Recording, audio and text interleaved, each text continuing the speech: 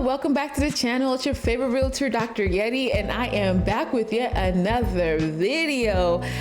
I hope you guys had a great week. Okay, we're gonna get into this video. Today we're gonna be talking about this is the last year things will be affordable. And I'm reacting to Michael Bordonero's video. Listen, I made a video yesterday talking about my opinions about affordability. And honestly, I may make a TikTok video today and react to it tomorrow, because I want you guys to understand that this season that we're in right now, we are at a cusp. And when I say cusp, I'm saying we're in the in-between season of buyers and sellers. There's a lot of uncertainty on the market. However, sellers are willing to go down on prices. Interest rates are going down. Okay, and sellers, if you decide that you want to sell your home right now, you need to hurry up and sell it right now, because if you put it on the market for the right price, you can always get your house sold. But yesterday, what's his name, Orlando was like, how can you say you can sell it and then buy it at the same time? Listen, you are at a cusp. The cusp is that season where it's best for buyers and sellers at the same time. Before it gets into a buyer's market or a seller's market, you need to hurry up and do what you need to do. But anyway, let me stop rapping, because if you give me a soapbox, I will get on my soapbox and wrap it up. But let's get into this video, y'all.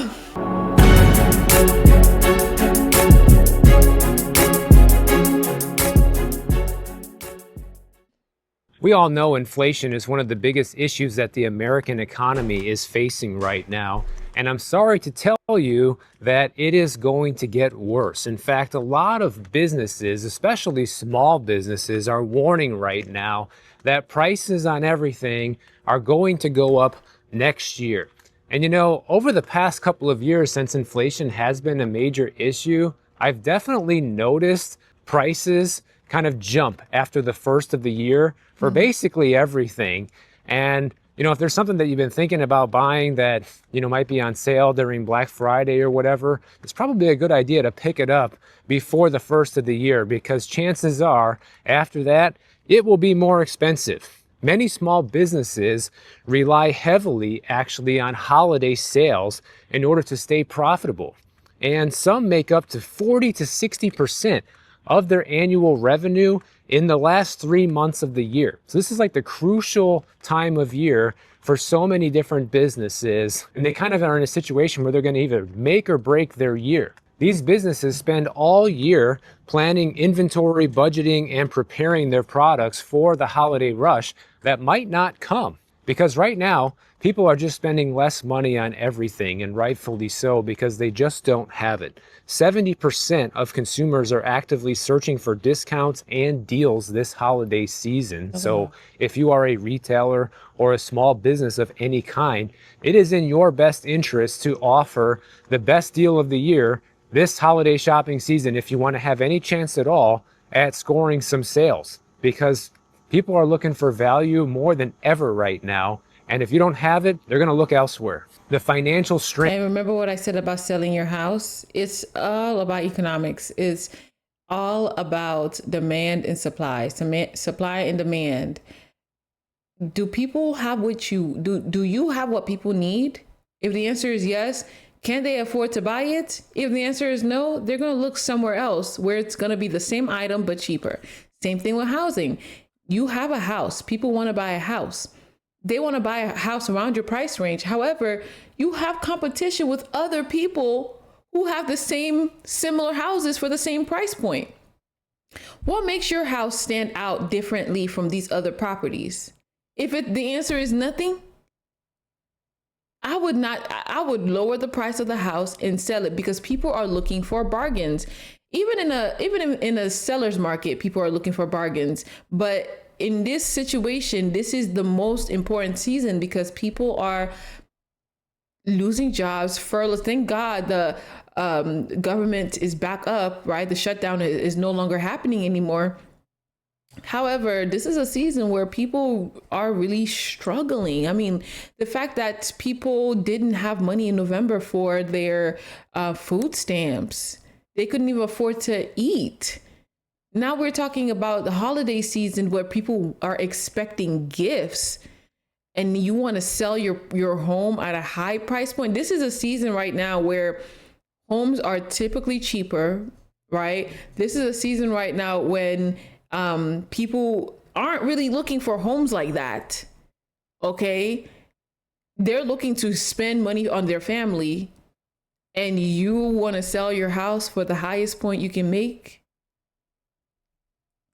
On the average American household is extremely high right now, and we have very low consumer sentiment, almost record low, which we'll talk about a little bit later in this video. And a lot of people are just shopping for more affordable treats, like things that are under $30 rather than large purchases, and this kind of shifting towards this small little treat economy where people are just looking for anything that they can get that feels like a win, and that's also affordable, and it's not going to break the bank. And by the way, today I am at Pelican. Imagine somebody buys a house in this season. It feels like a win because, wow, I got this amazing house at a deal, at a discount. You're excited to sell your house. They're excited to buy a house at a discount. This is a season where you're like, oh, this is a steal. Now I can spend the holidays with my family in my new house. That's the feeling you want people. People don't care about what you do for them. They care about how you make them feel. And if the holiday season is the best time to make money from people, unfortunately, people are easily able to spend, even if they don't have any money throughout the year, they're going to find some money to spend for the holiday season, especially when there are so much discounts happening. Yacht Harbor here in Sausalito, and it is absolutely a beautiful day out here. And I'm so glad I'm getting another beautiful day to shoot here in California before I go back to Florida.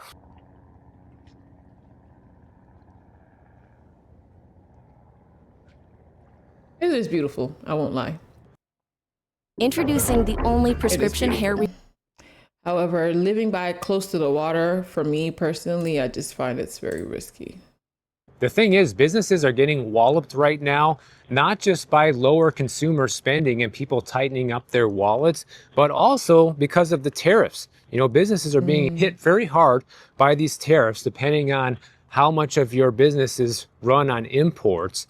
You know, it's interesting. I was thinking, I had a whole business idea, and we all know, like, if you want to do something, like if it's a product, a consumer product, 9 times out of 10, it's cheaper to get it from China, right? From overseas. And I was like, oh, you know, let me think of how I can make this product from a different country.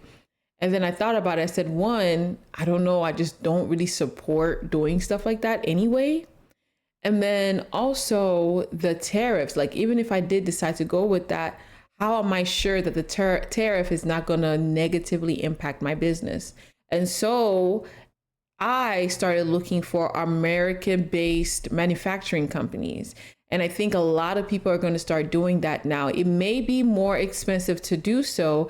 However, I feel like you will have a lot more control. You can drive or fly to the place, you know, in a few hours if you needed to see the product or be at the warehouse to see how it's being manufactured, all of those things, as opposed to flying all the way to China and having to deal with all of that stuff. I do believe that we should keep things in the country for a very long time. I don't want to go too in depth in my opinions about the tariffs, but I will say this. It is extremely dangerous to rely on a country that doesn't even like us for products. Right. And of course, I know that China is not the only one that is having these tariffs. But I do believe, wow, it does sound like I'm a Trump supporter, but I promise you, I am not even into politics at all. But I'm a very objective person. OK, I'm not in support of him and his chaotic business. Neither am I against him. I'm very objective and I see things for what they are. Now, the way he's going about it is very hasty and just harsh, right? However, the concept behind it is if you keep things in America, not only do you make America self-sufficient, right? We have medications that are not made in America. We have clothing that's not made in America. We have essential products that are not made in America, right? Most things that we consume, not ingest, but just use as consumers, are not made in America. So, but America is the most spending, is the biggest spender. So a lot of the money that we are making, right, we're sending it overseas, and we're not really profiting from the money that we should be enjoying. So I do believe that we should start looking into, wow, I did not expect this to be a tariff whole conversation, but I really wanted to just highlight my point of view about this. And if you are against it, hey, let me know what your thoughts are. Let me know what your thoughts are. I am very open to conversations, to dialogue, respectful. And if you're against what I'm saying, let me know in the comments like what your thoughts are. But I do truly believe that we can create more jobs and more opportunities if we push manufacturing of goods and products in the United States. Like more people, like right now, there's an opportunity. There is an opportunity right now for people to create their own manufacturing companies. It's not that many of them here in the United States. You not only can create your own manufacturing company, but you can make it affordable for people. So now when people are looking overseas to buy products, you can create your own right here in America. This is an opportunity for you to make money. Okay, this is an idea given to you by yours truly, Dr. Yeti. When you become successful as a manufacturing company, don't forget about me. Okay, let me hold $1. The point is, right, this gives, innovation comes when things are hard, when people are pushed against the wall. That's when innovation is created. Create more manufacturing companies, be like clothing manufacturers right now. If you create a manufacturing company for jeans, for shirts, printing companies, right? And you do this, you hire people, right? When you hire people, don't get me wrong, it may be more expensive. I'm not going to lie. It will be more expensive to hire people and pay them at least minimum wage to work in your company to help manufacture these things. But guess what? You're making more jobs. And now people it's either they pay more in American made products or they pay way more in tariffs.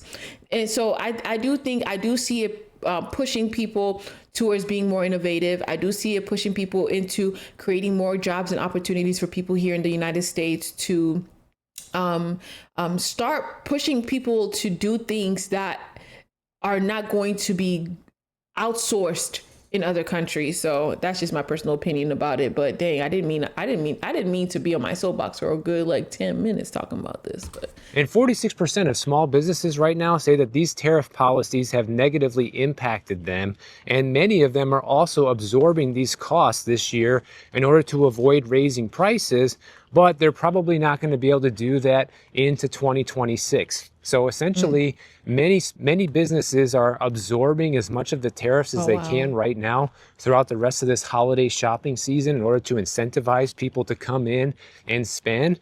But once that's done, it's over, guys. Like when you combine tariffs with the inflation that we've been having, it is a guarantee that pretty much everything is going to be more expensive in just about 2 months from now. Because a lot of these businesses have been struggling all year to try and keep their prices under wraps in order to keep their customers coming in, but they can only do it for so long.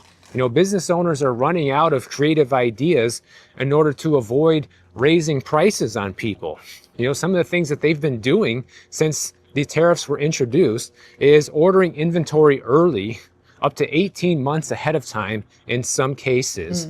They've also been cutting costs through their operational efficiency or consolidating their warehouses. They've even been redesigning products to use cheaper materials. But a lot of them admit that 2025 will probably be the last year that they're going to be able to hold prices down. We've talked a lot about restaurant prices and food prices going up, and those increases are going to be permanent. And pretty much everything else that we buy is going to see a permanent price increase in just a couple of months as well.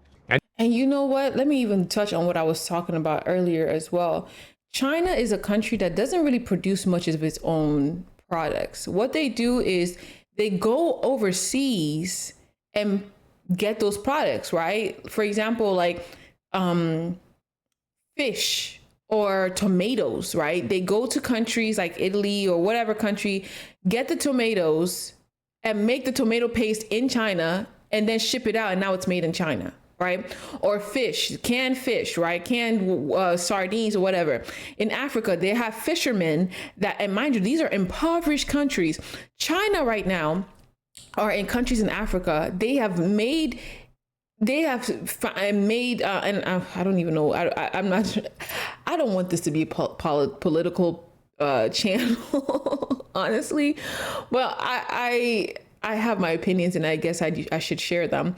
Well, maybe not all opinions need to be shared. So let me think about this. Let's get back to the video. Let me think about if I want to share my opinion. And this current economic downturn is really starting to hit small businesses pretty hard, because 22% of small business owners say that the declining consumer financial health is their top concern right now. Because after all, if people don't have money, a lot of these small businesses are going to lose a sizable portion of their revenue and may have to fold up shop. People are just delaying purchases right now. They're buying less. They're just not buying things altogether. They're only spending on small items. And a lot of the big ticket purchases are just out of the question right now. Many small business owners say that they're essentially going to eat the increased costs that they're incurring through the end of December. But once the holiday season is over, prices will increase sharply. They use the word sharply in January of 2026. So I'm never the kind of person to tell you to just go out and buy stuff just to buy it. But if there are things that you've been kind of procrastinating to buy, especially more expensive items, it probably makes sense to go and buy it now before the end of the year. Take advantage of the holiday sales and just buy it.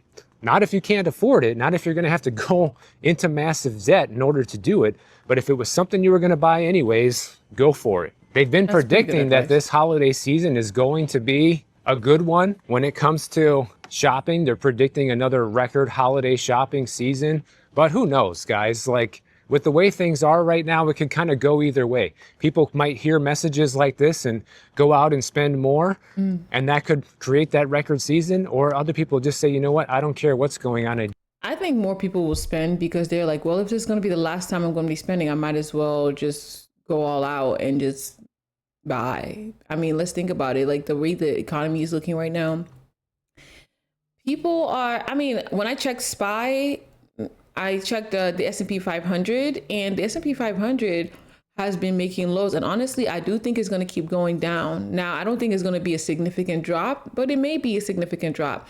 But the S&P 500 has been going down. And I do believe, because the 2 weeks, two weeks in a row now, the S&P 500 has been going down. And I do believe that this week is going to be another downturn as well. I do think that this week is going to be going down as well. But it's just, honestly, like, I do believe that things are not going to be looking well. So I do believe that a lot of people are going to be spending more because they believe that, you know, YOLO, right? So just don't have the cash. I don't care if it's gonna be more expensive because I don't have the money now. I'm not gonna have the money in 2 months from now.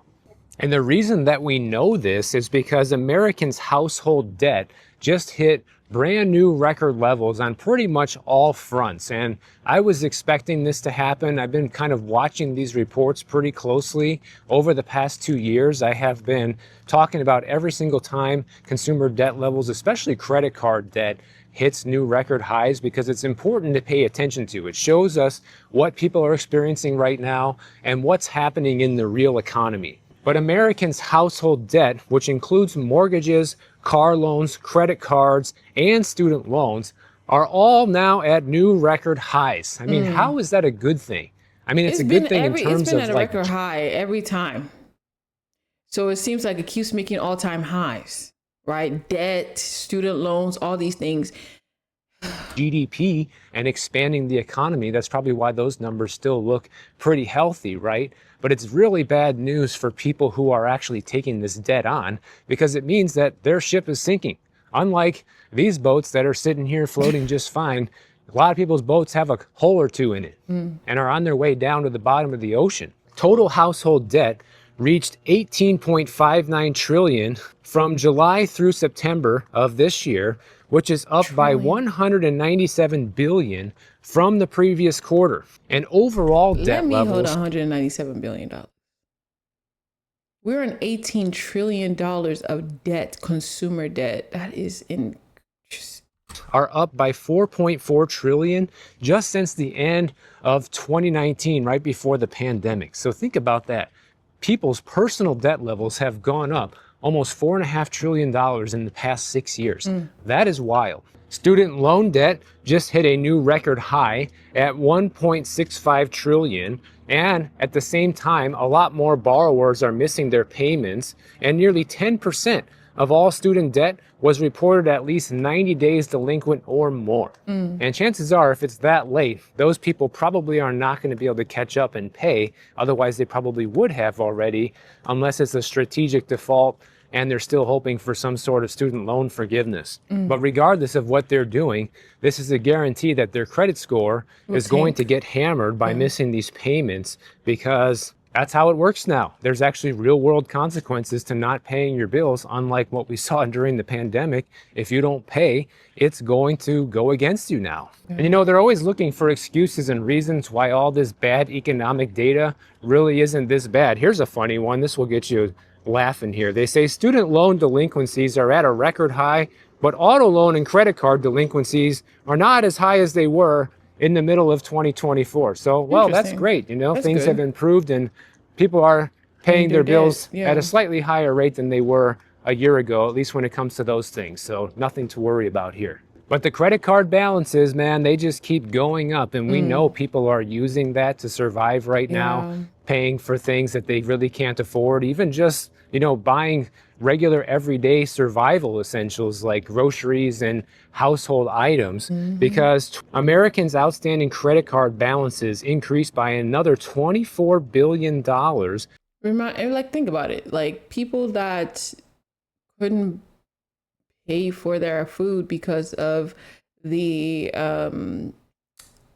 food stamp, like they stopped it this month, right? Guess where they're going to get that money from? They're probably going to use a credit card to buy food if they didn't have the income to begin with, right? So some people are getting hundreds, and I'm talking almost $1,000, if not more, in food stamps. Where are they going to get that money for food this coming year or this coming month? So to 1.23 trillion in the third quarter of this year.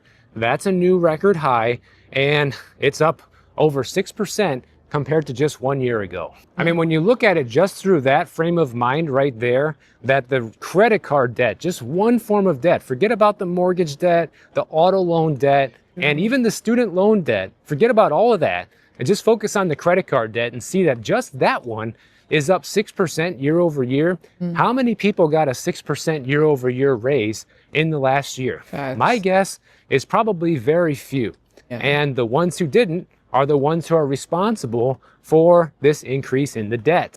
Well, I hope you're enjoying this view, because for the rest of the video, you're pretty much just going to see beautiful views like this while hearing me talk, because I sort of messed up after I shot this. I forgot to change the zoom back to the wide angle, and it's just a big close-up on my face for the rest of the video. But cool. The audio turned out good, and I have plenty of beautiful shots that I've taken along my trip here in California for you guys to enjoy along the way, and still have something pretty to look at while learning some pretty important information about our economy. And this obviously is leading to a situation where people just don't feel good about this economy anymore. The most recent consumer sentiment data came out, and it is not looking good. The University of Michigan's Consumer Sentiment Index fell to 50.3 in November, down from the prior month of 53.6. That's the lowest level since June of 2022, which was the lowest reading on record back then. All the economists predicted that it would only go from 53.6. Wait, what is the number that he just and predicted? This I look at while leading to a situation where people just don't feel good about this economy anymore. The most recent consumer sentiment data came out, and it is not looking good. The University of Michigan's Consumer Sentiment Index fell to 50.3 in November, down from the prior month of 53.6. That's the lowest level since June of 2022, which... And consumer sentiment, I'm guessing, is that how good people are feeling about the economy today. Was the lowest reading on record back then.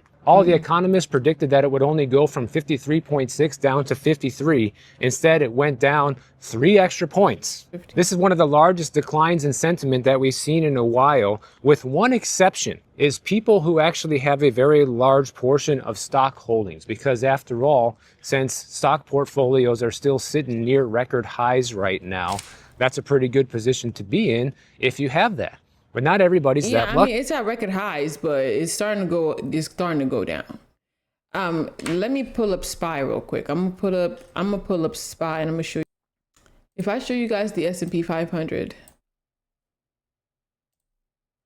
Okay, this is the S&P 500. If we go into weekly time frame, right? Let me hide some things. If we go into the weekly time frames, right? Let me go ahead and hide all this stuff. Right, so this is the highest. If you see this entire chart, this is the highest that SPY has ever been, ever, right? The highest since, what is this? 1994, 1993. Right, highest it's been. And this week, right, and this is the S&P 500. 3 weeks ago, it made an all-time high, right? And actually, let me not do SPY. Let me do SPX. Sorry, SPX is the actual number we should be looking at, right? This is SPX. It looks the same, but different tool. So 3 weeks ago, October 27th, right, it made an all-time high of $6,920.34, all-time high. But guess what? It's been going down ever since. It's been going down the week after that, which was last week, it was red, right? And then this past week, I guess technically 2 weeks ago, and then this past week, it was red as well. Now, I will say it didn't make a new low. So it made a new low last 2 weeks ago. And then this past week, it didn't make a new low. However, it was still a red sentiment, right? So I don't know. My guess, based on my analysis, is it may try to come as low as 6,550, right? As low as this last red, or probably not, right? Who knows? We'll see what this week brings. But because it hasn't made a lower low than the previous low. So we'll see if the next low is lower than that or what. But if it keeps going down, it may go as low as 6,550. And that means that the S&P 500 is going down. Okay. But the past 3 weeks, we've been in the red, right? We've been in the red in the past 3 weeks. Any other time we've been in the red. Anyway, but I don't want to analyze too deep into the charts, but the past 3 weeks we've been in the red. So, oops, let me go ahead and play this. Because for the rest of the country, people are more and more concerned about their personal finances. There was also a drop in year-ahead expected business conditions, and that goes back to the story we were talking about in the beginning, how so many small businesses are worried that people aren't going to be spending the money this holiday season. According to consumers' view about business conditions, that went down from 58.6 to 52.3 in just 1 month. And year-ahead inflation expectations went up to 4.7% from the previous 4.6%. So people are increasingly more worried that they're not going to be able to find a job if they lose one. They're worried that inflation is going to continue going higher and higher into the next year, which so far, even according to the official data, that is happening. And they're extremely worried about this government shutdown, which is now the longest one we've ever had in American history. And the government shutdown may again happen on, I want to say January 20th, because they still really haven't come to a conclusion of what they want to do. And so by January 20th, we may find out again that we have another shutdown. So, it's just crazy. And still showing no signs of letting up. So when you combine all these things, the horrible job market, inflation still raging, and a government shutdown, This is a Okay, recipe November for 9th. disaster, guys. I mean, things haven't been looking good for a while now, but it's like this is kind of like the final nail in the coffin for the economy, probably. I'm not really sure how we're going to recover from this without having a major economic downturn going into a big recession or even a depression. In fact, in my opinion, that's already started. We're already in the first couple innings of that depression right now. And I just think it's too late. It's too late for the Fed to do anything about this, whether they hike interest rates or keep lowering them. It's too late. It's not going to help anything at this point. Even if the government were to open back up next week, a lot of damage has already been done. A lot of people who have been furloughed and promised pay might not actually get pay. Really? There's also a lot of government positions that might be eliminated when this shutdown is over. So many of those people who are directly employed by the government and are also affected by the shutdown are going broke now that they haven't been able to get paid for a little over a month. Okay, I don't want to keep going. Honestly, one of the reasons why I don't like looking at the news is because of such bad news, right? Sad news about what the economy is looking like and how people are feeling about it. But unfortunately, it's reality and people are experiencing these things. But I'm very curious to know what your thoughts are about what we are talking about right now. If you are in a situation where you feel like your job is shaky, like, you know, how are you feeling? Like, what are your thoughts about what's happening with the economy right now? And if you are in a position where you have a job or even a business that you feel like it's recession proof, you know, do you feel like this is the best time to jump into the housing market? Do you think that this is the best time to start shopping and things of that nature? I will say this, I understand that not everyone is going through economic pain, right? Or financial pain or hardships, right? Not everyone is going through that. Majority of people are, but not everyone is. So if you are one of those people who are experiencing financial hardship and those people who are not experiencing financial hardship, I really want to know what your thoughts are about what's going on with the economy right now. Do you think it's even a good idea? Do you want to wait? Matter of fact, I think a lot of people may be waiting to buy a house right now because of a potential drop in home prices. So I think the next video I'm going to be making is I'm going to be doing research on when the last time the economy looked similar to this.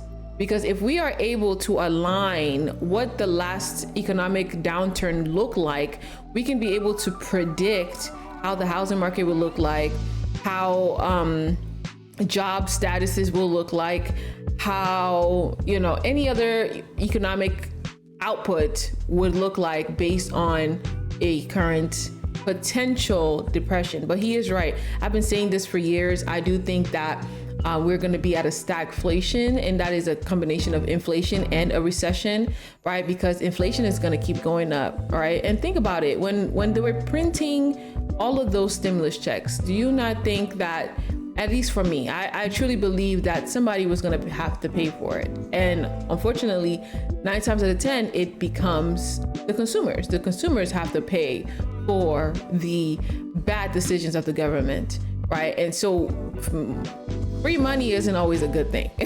Okay, you got to be very cautious whenever you get that free money. Somebody is benefiting from it. Now, in this case, bankers are making profit from it. There are situations that people are going to profit from. However, it is your, I don't say responsibility, but I want you to look at the situation and not look at it as woe is me. I want you to look at this current situation and ask yourself, how can I profit from this? Right? What is a recession-proof, depression-proof thing, business idea that you can start that regardless of what the economy looks like, you will always profit? What is something that people truly, truly need right now?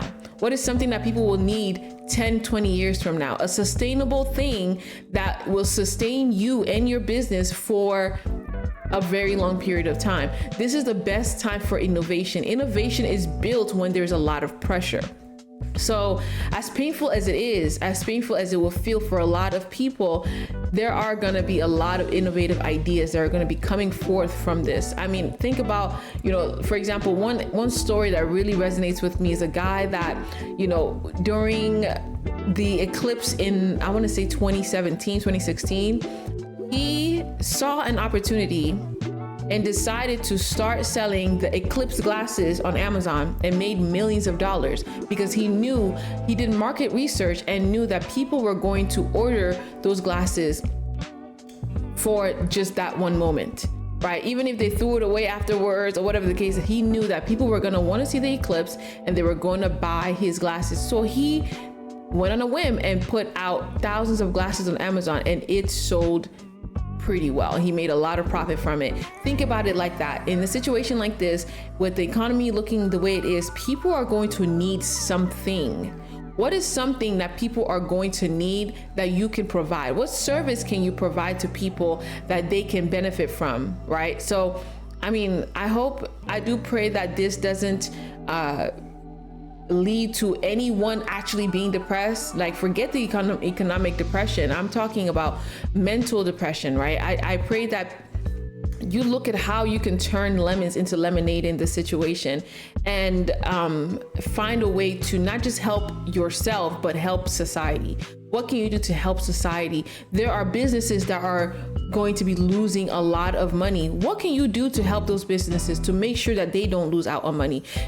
Like I talked about manufacturing, for example, like how can you maybe invest in manufacturing companies or create your own manufacturing companies or whatever the case is, that businesses can still thrive and flourish in a situation like this. What can you do to help people who may be losing out on something and be that solution, be that answer to their problems so that we can eventually become self-sustaining as a nation? So anyway, I do pray that this video opened your eyes to see what's going on in the economy. And I pray that you see the potential ideas that you can get from this, potential blessing that you can be in the lives of other people who may truly need your assistance. But anyway, I just want to thank you so much for watching this video. Don't forget to like, don't forget to share, and don't forget to subscribe to the channel.